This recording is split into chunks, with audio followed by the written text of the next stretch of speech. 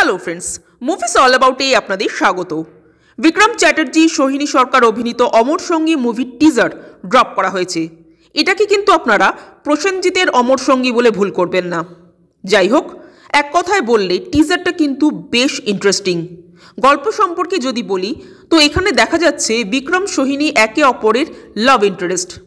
কোনো এক মিষ্টি মুহূর্তে বিক্রম জিজ্ঞেস করে, যদি আমি মরে যাই তবে তুই কি চাস, যে আমি মৃত্যুর পরও তোর কাছে ফিরে আসি?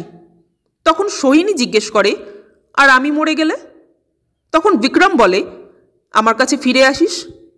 তো যেমন বলা তেমনি কাজ, সোহিনী সত্যি সত্যিই মরে যায় এবং মৃত্যুর পর সে ফিরে আসে বিক্রমের কাছে, বিক্রমকে দেখা দেয়।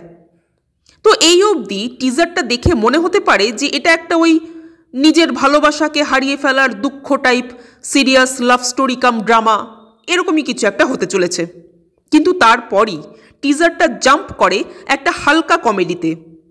মারা যাবার পর সোহিনী শুধুমাত্র বিক্রমকেই নয়, পুরো ফ্যামিলিকেই দেখা দেয় এবং সোহিনীর দেখা পেয়ে বিক্রম রীতিমতো ঘাবড়ে যায়, রীতিমতো ভয় পেয়ে যায়। এতটাই ভয় পায় যে ভয় পেয়ে সে একজন পুরোহিতের কাছে চলে যায় এবং পুরোহিত জানায় যে সোহিনীর আত্মা এখনও মুক্ত হয়নি, তাই সে পরিবারের সকলকে দেখা দিচ্ছে।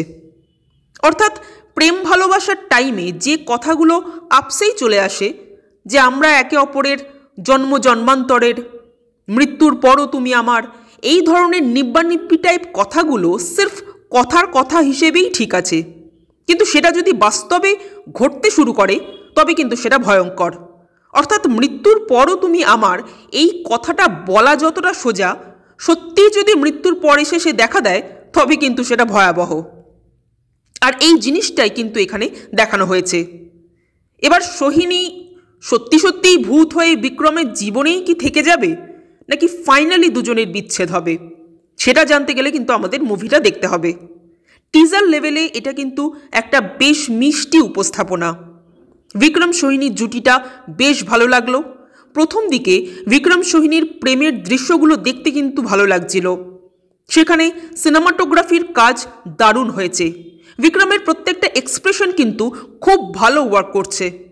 বিক্রম আজকাল এমন এমন স্ক্রিপ্টই বেছে নিচ্ছেন যেখানে তার পারফর্ম করার যথেষ্ট স্কোপ থাকে এবং সেই স্কোপের তিনি যথাযথ সদ্ব্যবহার করেন।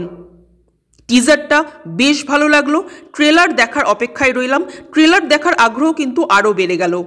আপনাদের টিজারটা কেমন লেগেছে কমেন্ট করে জানাবেন। আর আমাদের ভিডিও ভালো লেগে থাকলে প্লিজ লাইক, শেয়ার ও সাবস্ক্রাইব করতে ভুলবেন না। Thank you.